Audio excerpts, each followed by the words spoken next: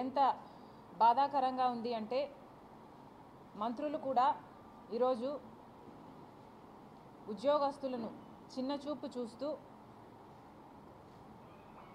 ఏదో వాళ్ళు దానం పడేస్తే వీళ్ళు తీసుకోవాలి అన్నట్టు మోకాలొంగి వీళ్ళ ముందు బ్రతకాలి అన్నట్టుగా వ్యవహరిస్తున్నారు. బహిరంగంగానే ఇలాంటి బొత్స లాంటి వాళ్ళు మినిస్టర్ల హోదాలో ఉండి కూడా ఇలాంటి కమెంట్లు చేస్తున్నారు అంటే ఇక వీళ్ళ తీరు, వీళ్ళ యాటిట్యూడు ఎంత ఘోరంగా ఉందో ఉద్యోగస్తులకే కాదు ప్రజలందరూ కూడా అర్థం చేసుకోవాల్సిన అవసరం ఉంది. ఈరోజు ప్రభుత్వ ఉద్యోగస్తులు ఇంతమంది లక్షల మంది ఉండి కూడా అసంతృప్తిగా ఉన్నారు అన్నమాట వాస్తవం.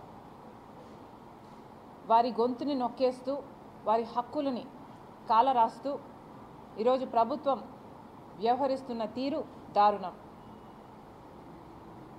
ఇన్ని సంవత్సరాలుగా జగన్మోహన్ రెడ్డి గారు అమలు చేస్తానని చెప్పి కూడా ఇన్ని సంవత్సరాలుగా వాళ్ళు మాకు సిపిఎస్ వద్దు, మాకు ఓపీఎస్ఏ కావాలి అని వాళ్ళు ఇంతగా అడుగుతున్నా, వాస్తవానికి కొట్లాడుతున్నా, పదే పదే ఈ అంశాన్ని లేవనెత్తుతున్నా ప్రభుత్వ మొండి వైఖరి వల్ల ఈ రోజు వరకు వాళ్ళను తిప్పించుకుంటున్నారు తప్పితే వాళ్ళ మొర వినింది లేదు, ఆలకించింది లేదు.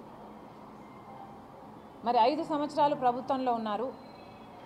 మరి 5 సంవత్సరాలుగా వాళ్ళ డిమాండ్స్లో ఏ ఒక్కటైనా మీరు నెరవేర్చారో లేదో ప్రభుత్వం సమాధానం చెప్పాలి.